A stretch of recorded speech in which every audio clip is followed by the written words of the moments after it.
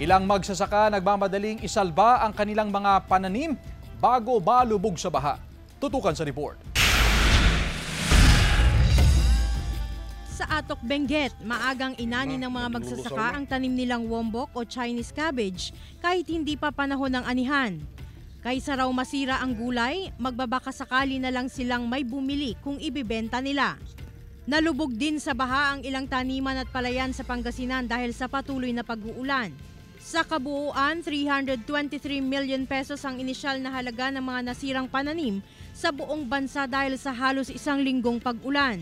Pero paniguro ng Department of Agriculture, walang dahilan ang publiko na mangambang baka kulangin sa supply ng pagkain o magmahal ang presyo nito sa mga palengke. Sa gulay, karamihan ng mga naunang nagtanim ay na-harvest.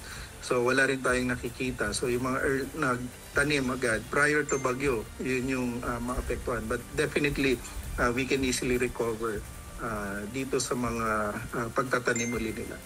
Nasa 6,700 metric tons ang kabuuang nasirang palay. Paliwanag ng DA, nasa loob ito ng nakaproject na palay kada taong pwedeng masira o mawala bunsod ng mga bagyo. Sapat din daw ang supply para sa relief operations at para sa 20 pesos rice program. Yung stocks din ni NFA ngayon nasa 450,000 plus metric tons. So more than 9 billion bags yan na ginagamit for relief and for P20 program natin. So we have enough supply for calamity relief efforts plus yung sa P20 program natin.